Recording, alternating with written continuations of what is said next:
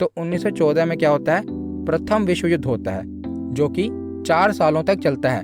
तो प्रथम विश्व युद्ध 1914 से शुरू होता है और 1918 तक चलता है। तो 1914 के बाद 1915 में महात्मा गांधी जी दक्षिण अफ्रीका से भारत वापस आते हैं। तो ये भी महत्वपूर्ण घटना है अपने आप में।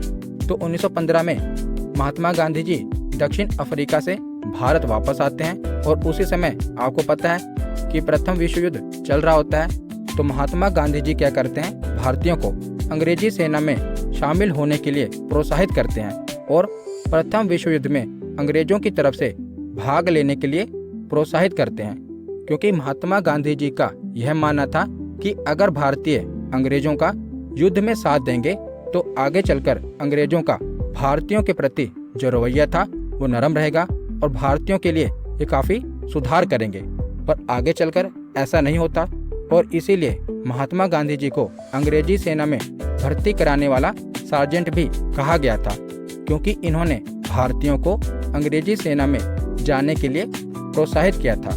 तो 1915 में गांधी जी का भारत में आगमन होता है और उसके अगले वर्ष 1916 में लखनऊ समझौता होता है। तो 1916 में कांग्रेस का लखनऊ में अधिवेशन हो रहा होता है, जिसके अध्यक्ष कौन होते हैं, अंबिकाचरण मजूमदार।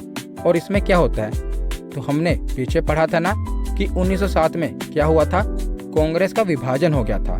पर वही आगे चलकर 1916 में नरम दल और गरम दल का एकीकरण हो जाता है। जो कांग्रेस का विभाजन नरम दल और गरम दल में हुआ था ना, वही 1916 में एकीकरण यानी कि दोनों आपस में मिल जाते हैं।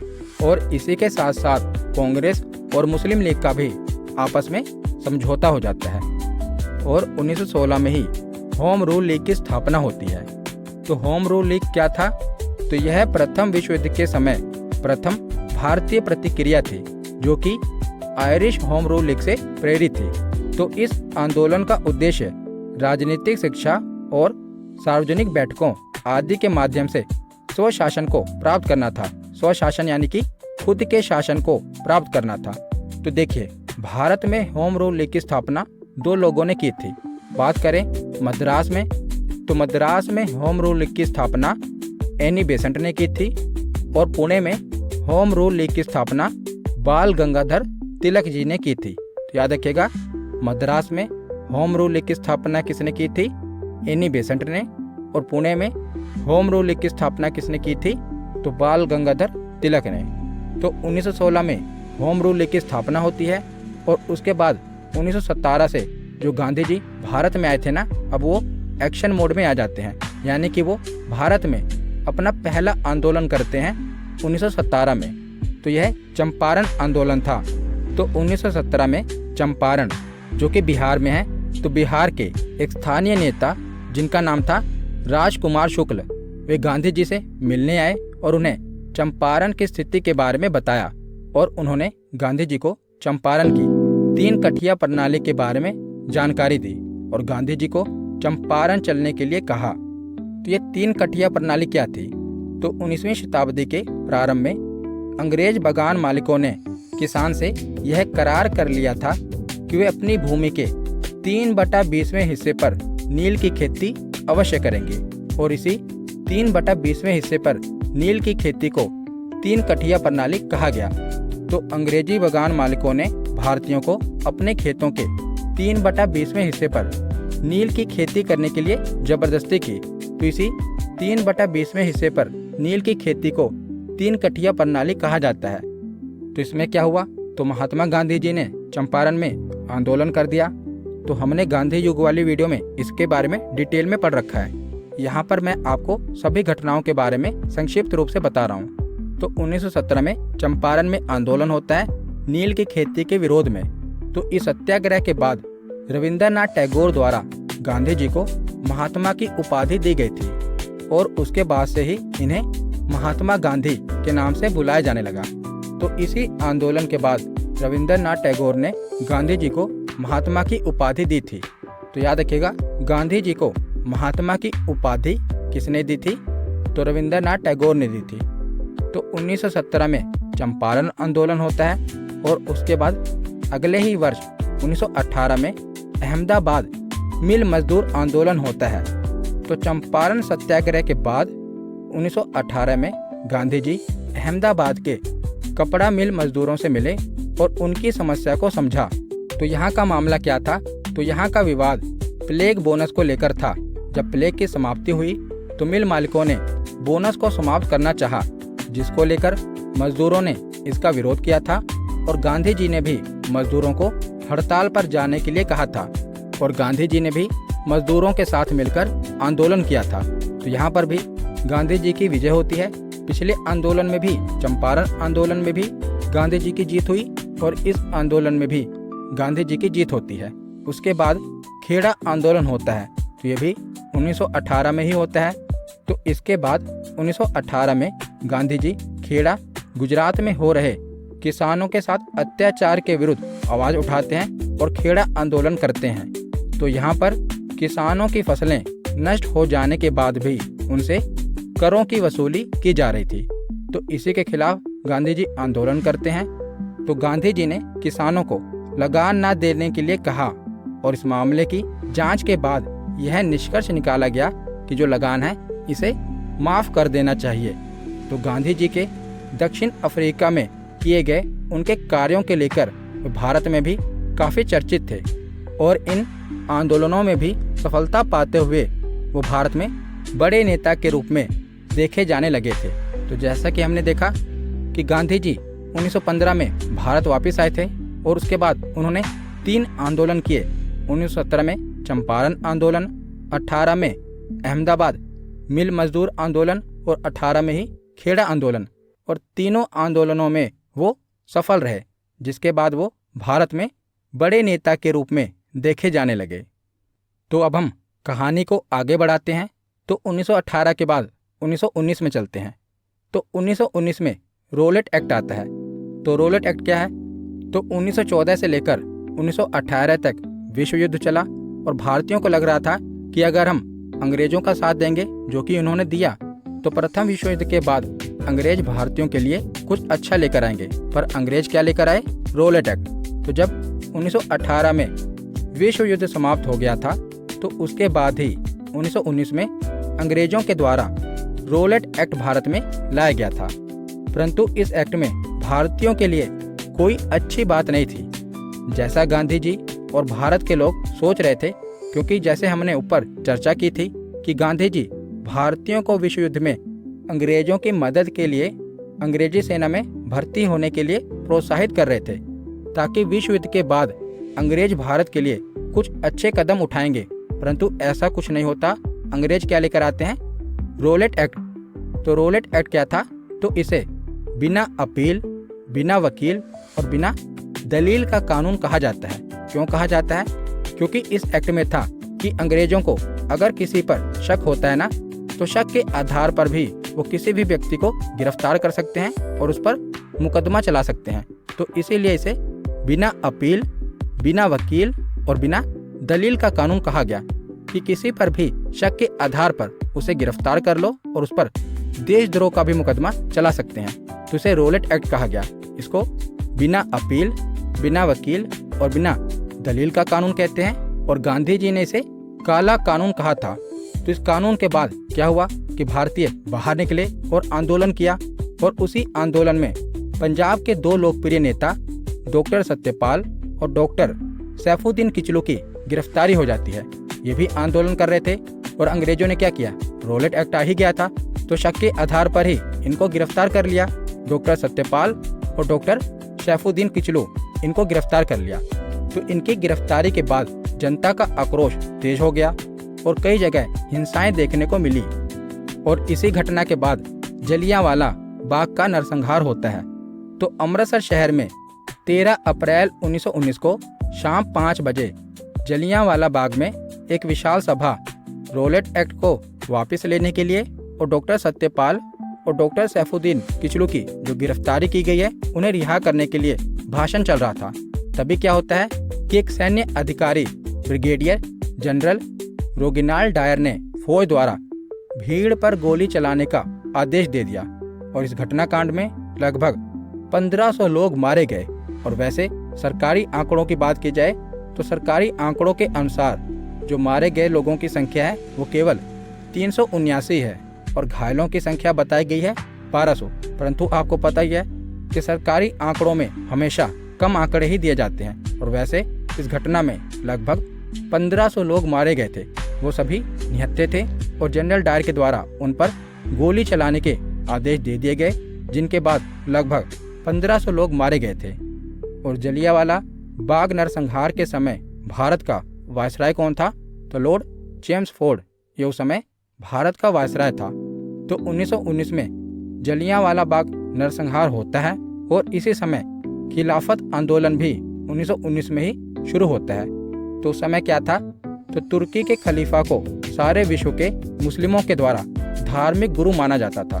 तो जो तुर्की के खलीफा थे ना, ये दुनिया भर के मुसलमानों के द्वारा उन्हें अपना धार्मिक गुरु माना जाता था और इनके ऊपर और तुर्की के खलीफा के ऊपर अंग्रेजों के द्वारा बुरा व्यवहार किया जा रहा था और अंग्रेज उन्हें अपने पद से हटाना चाहते थे। तो अंग्रेजों के द्वारा उनके साथ किए जाने वाले इस व्यवहार को लेकर भारत में भी मुस्लिमों ने अंग्रेजों के विरुद्ध खिलाफत आंदोलन को शुरू कर दिया था और गांधी जी ने भी इस आंदोलन में सहयोग किया था, क्योंकि वे मुस्लिमों को भारत के अंग्रेजों के विरुद्ध राष्ट्रीय आंदोलन में जोड़ना चाहते थे। इसीलिए गांधी जी ने भी खिलाफत आंदोलन का सहयोग किया। तो प्रारंभ में इस आंदोलन का नेतृत्व यानी कि खिलाफत आंदोलन का नेतृत्व अली बंधुओं के द्वारा, जिनका नाम था शौकत अली और मोहम्मद अली, इनके द्वारा यह आंदोलन शुरू किया गया था। परंतु आगे चलकर खिलाफत आंदोलन का नेतृत्व गांधी जी को दे दिया गया था। तो ये एग्जाम में पूछा गया है कि खिलाफत आंदोलन की शुरुआत किसके द्वारा की गई थी?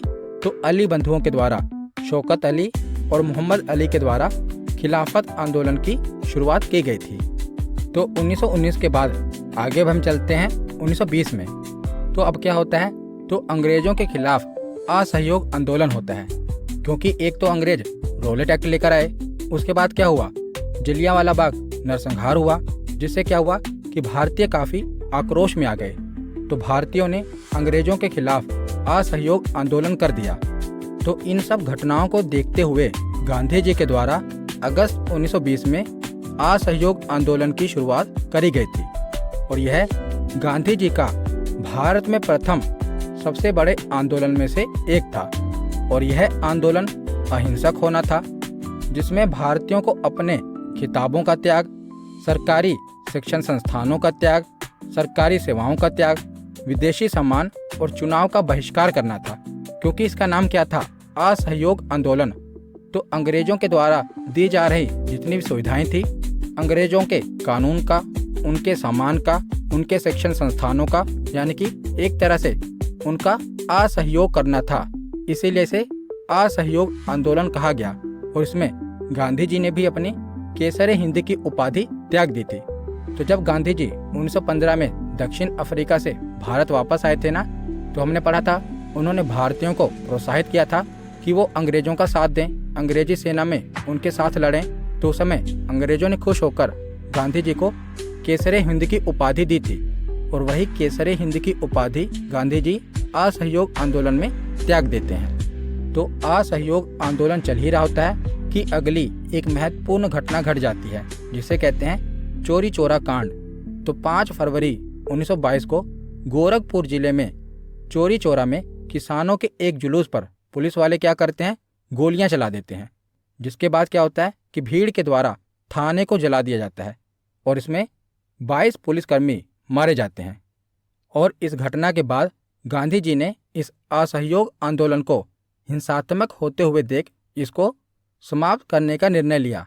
हमने पढ़ा था कि जो असहयोग आंदोलन होना था ये अहिंसक होना था, पर यहाँ पर क्या होता है? हिंसा घट जाती है, जिसके बाद गांधी जी क्या कहते हैं कि इस असहयोग आंदोलन को समाप्त करना होगा।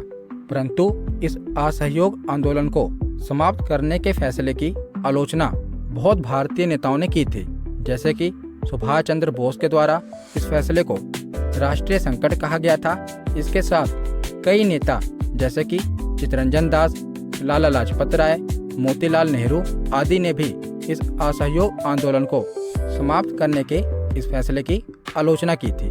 परंतु गांधी जी अपने इस फैसले पर डटे रहे और आगे चलकर इन सभी ने गांधी जी के इस फैसले को स्वीकार कर लिया था और असहयोग आंदोलन को समाप्त कर दिया।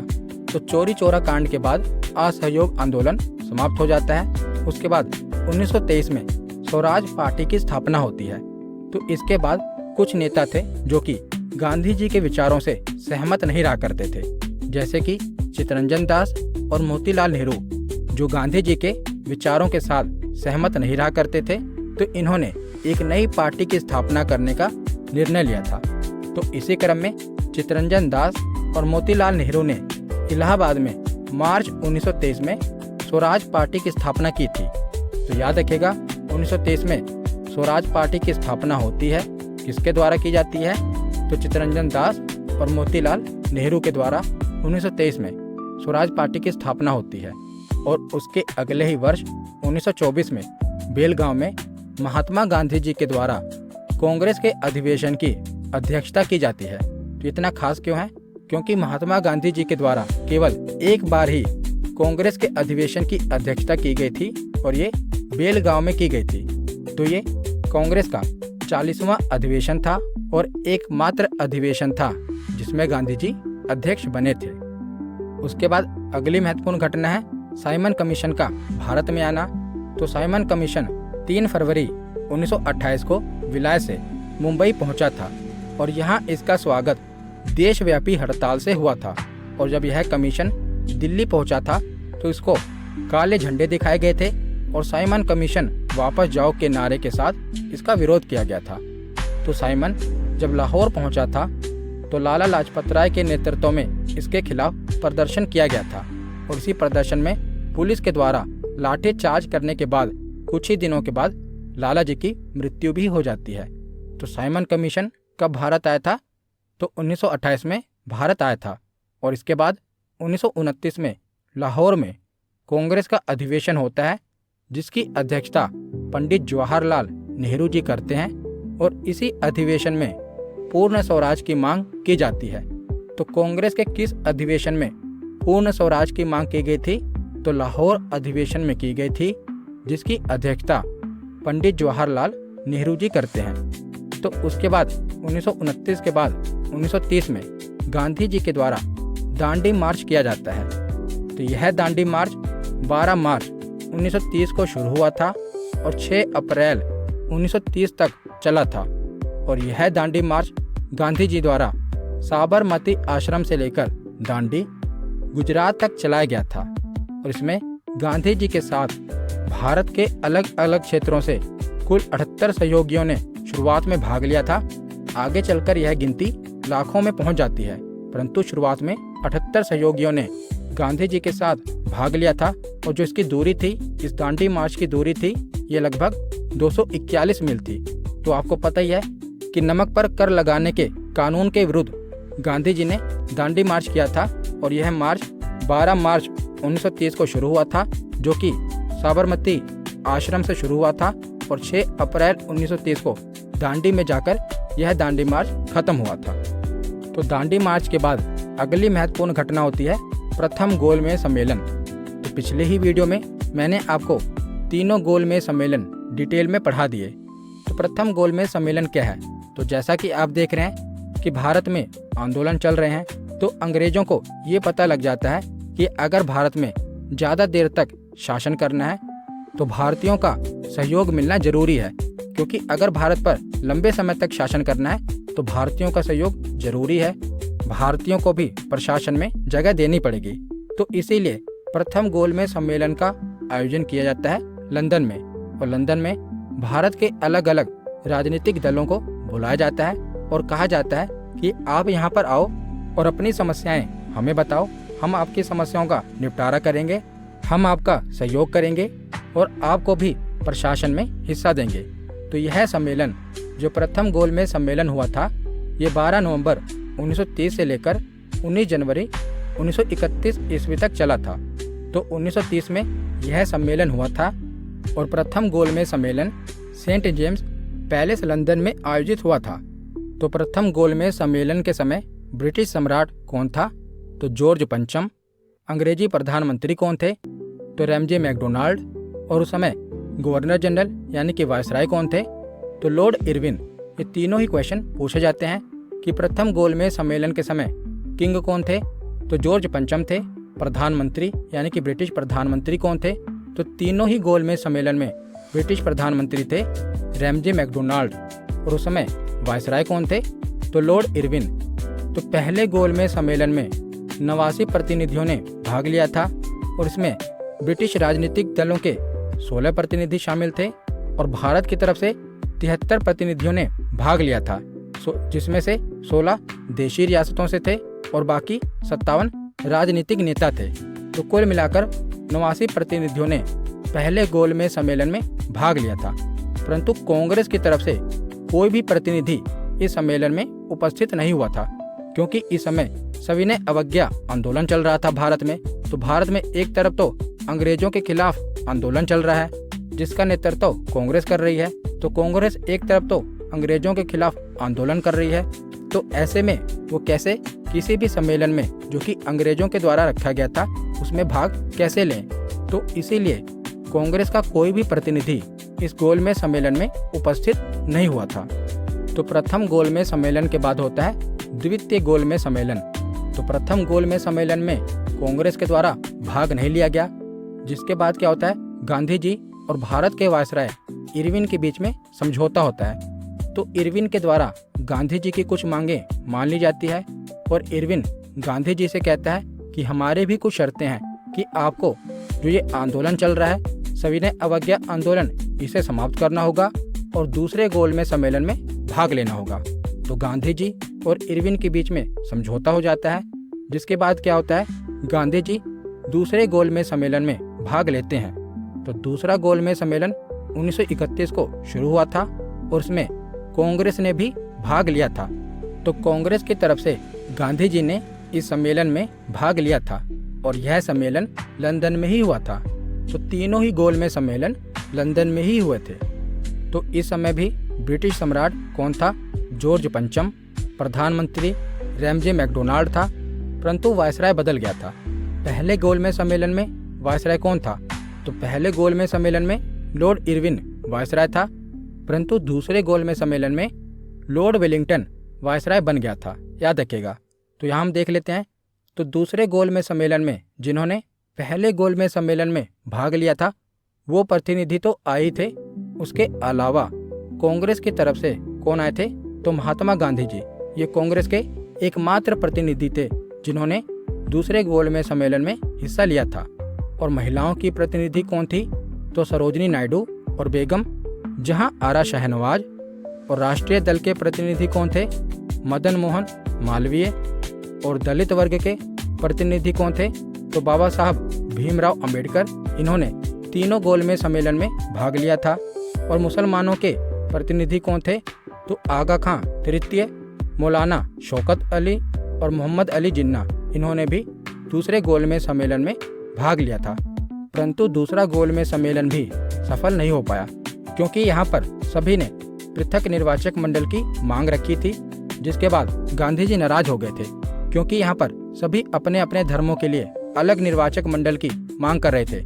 जैसे कि मुसलमान, सिख, ये सभी अपने लिए पृथक निर्वाचक मंडल की मांग कर रहे थे। और वैसे भी मुसलमानों को, सिखों को, ईसाइयों को और एंग्लो इंडियन को पृथक निर्वाचक मंडल पहले ही दिया जा चुका था, परंतु वो इसके विस्तार की मांग कर रहे थे। तो पृथक निर्वाचक मंडल क्या होता है, मैंने पिछले ही वीडियो में आपको बताया था कि पृथक निर्वाचक मंडल में क्या होता है कि मान लीजिए कोई भी सीट अगर वो मुस्लिमों के लिए आरक्षित है तो उम्मीदवार कौन होगा, तो मुस्लिम ही उम्मीदवार होगा और जो उसे वोट देंगे ना वो भी मुस्लिम ही होंगे। तो इसीलिए इसे पृथक निर्वाचक मंडल कहा गया, जहां पर उम्मीदवार और मतदाता एक ही वर्ग के होंगे।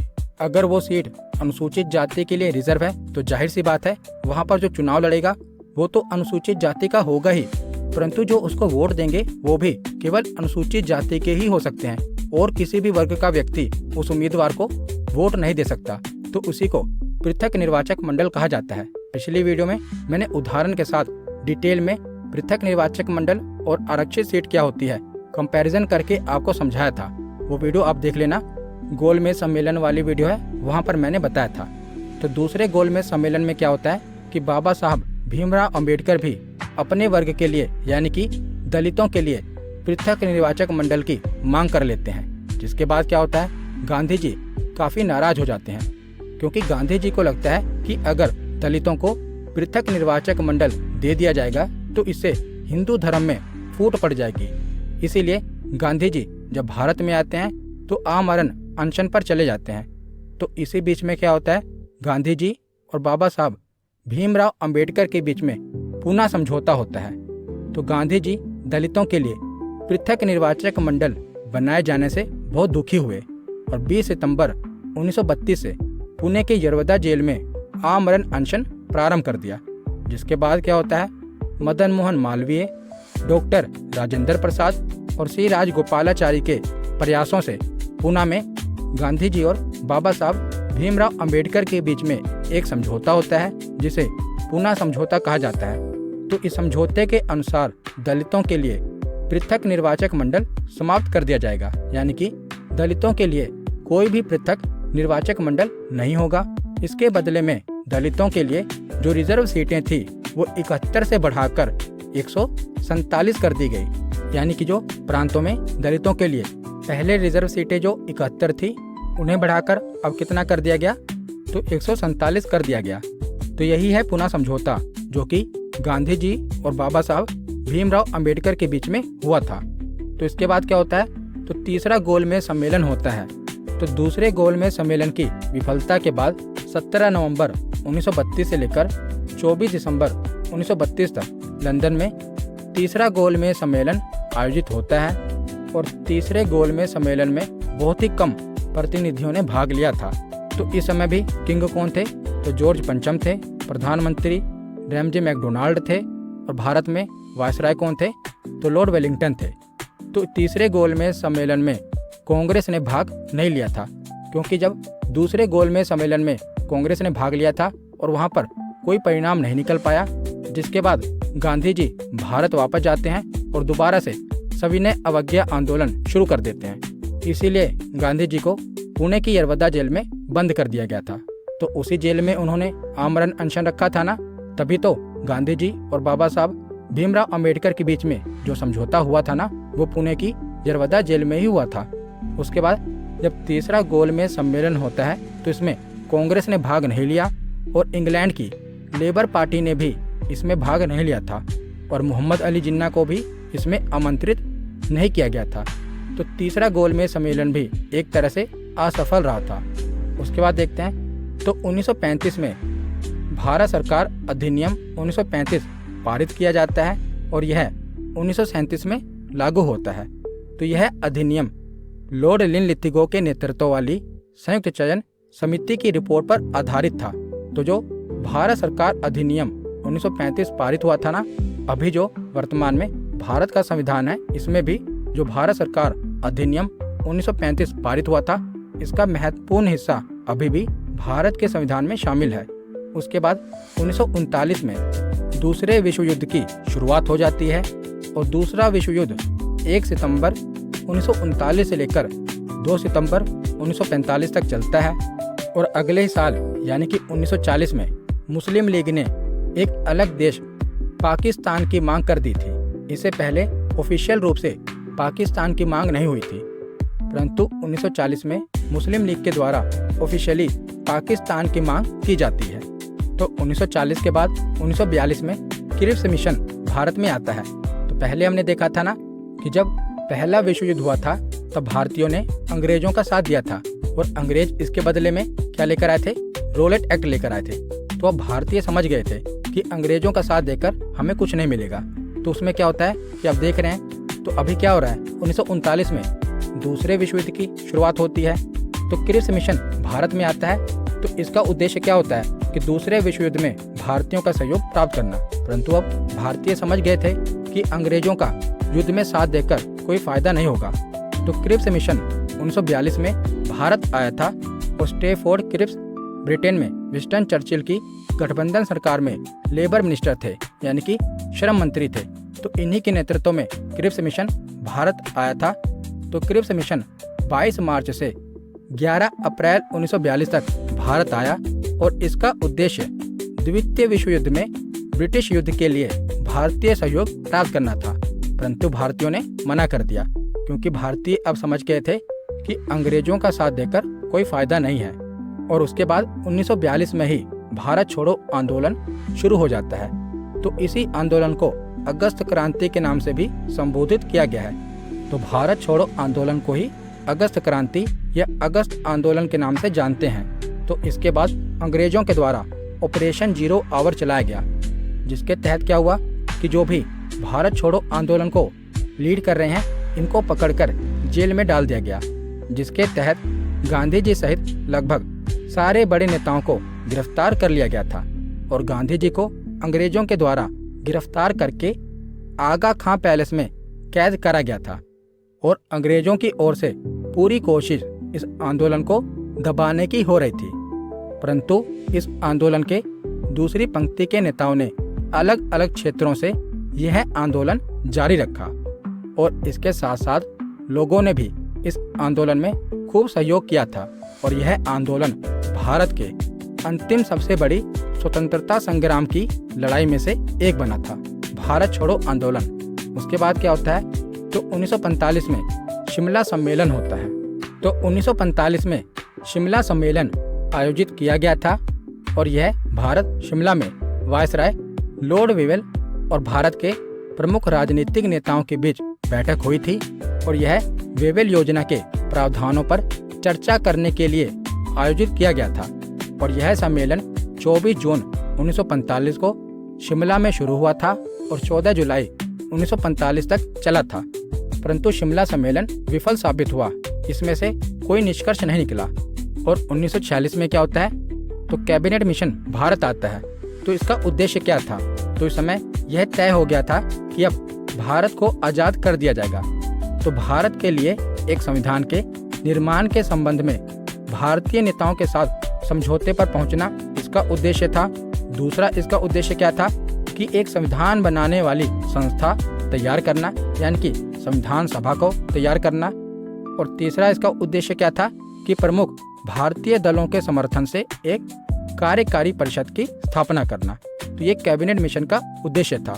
तो उसके बाद आगे हम चलते हैं कहानी के आखिरी पड़ाव में 1947 में। तो 22 मार्च 1947 को ब्रिटिश भारत का 34वां एवं अंतिम governor general Lord Mountbatten Bharat आया। और लगभग 2 महीनों की वार्ता के पश्चात लॉर्ड माउंटबेटन इस नतीजे पर निकला कि भारत का विभाजन करना जरूरी है। और लॉर्ड माउंटबेटन की योजना के अनुसार भारत और पाकिस्तान 2 अलग देश बना दिए गए।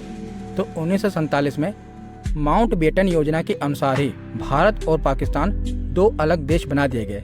तो उस समय तो भारत के 2 टुकड़े किए गए थे, यानी कि एक पश्चिमी पाकिस्तान बना था और एक पूर्वी पाकिस्तान बना था। जो पूर्वी पाकिस्तान था ये आगे चलकर बांग्लादेश बन जाता है, यानी कि पाकिस्तान से आज़ाद हो जाता है। परंतु 1947 में भारत को 2 तरफ से बांटा गया था।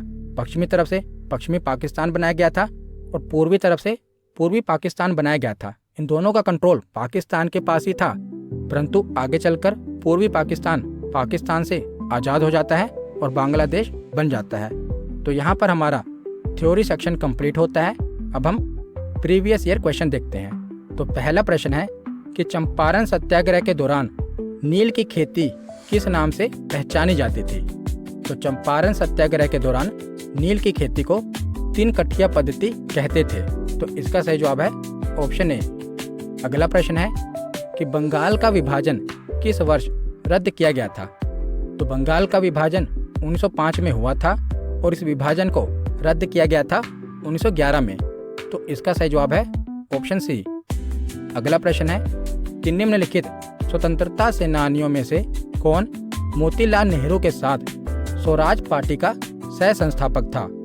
तो स्वराज पार्टी की स्थापना मोतीलाल नेहरू के साथ किसने की थी, तो चित्तरंजन दास ने। तो इसका सही जवाब है ऑप्शन बी। अगला प्रश्न है कि निम्नलिखित घटनाओं को काल अनुक्रमिक क्रम में व्यवस्थित कीजिए और नीचे दिए गए कूट से सही उत्तर का चयन कीजिए। तो आपको इन घटनाओं का सही क्रम बताना है। तो कौन कौन सा कथन दिया गया है, पूना संधि, गांधी इरविन समझौता, क्रिप्स मिशन और सविनय अवज्ञा आंदोलन। तो सबसे पहले तो इन घटनाओं में से सविनय अवज्ञा आंदोलन हुआ, उसके बाद गांधी इरविन समझौता हुआ, गांधी इरविन समझौता के बाद पूना संधि और आखिर में क्रिप्स मिशन भारत आया था। तो इसका सही जवाब क्या होगा? इसका सही जवाब होगा ऑप्शन सी। पहले आएगा फोर्थ, फिर सेकंड, फिर फर्स्ट, फिर थर्ड। तो इसका सही जवाब है ऑप्शन सी। अगला प्रश्न है कि खिलाफत आंदोलन किस वर्ष में प्रारंभ हुआ था? तो खिलाफत आंदोलन 1919 में प्रारंभ हुआ था। तो इसका सही जवाब है ऑप्शन सी। अगला प्रश्न है कि भारतीय राष्ट्रीय कांग्रेस ने किस अधिवेशन में पूर्ण स्वराज को अपना लक्ष्य घोषित किया था? तो भारतीय राष्ट्रीय कांग्रेस के किस अधिवेशन में पूर्ण स्वराज की मांग उठी थी? तो इसका सही जवाब है ऑप्शन ए। 1929 में कांग्रेस के लाहौर अधिवेशन में पूर्ण स्वराज को अपना लक्ष्य घोषित किया गया था। तो इसका सही जवाब है ऑप्शन ए।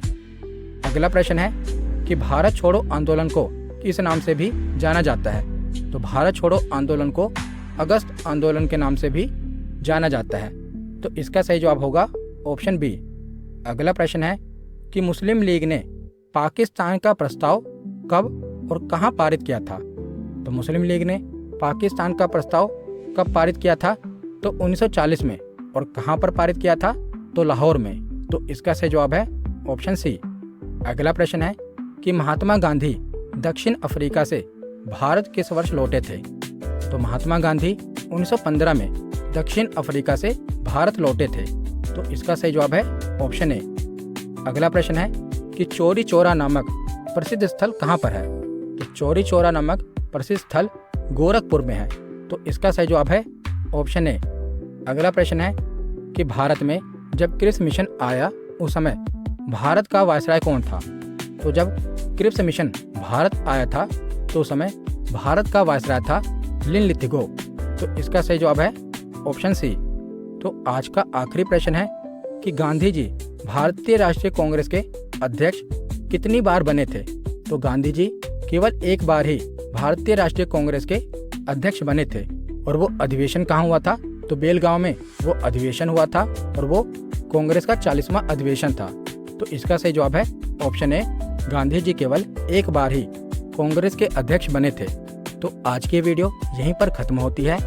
कैसी लगी ये वीडियो कमेंट सेक्शन में जरूर बताना। धन्यवाद।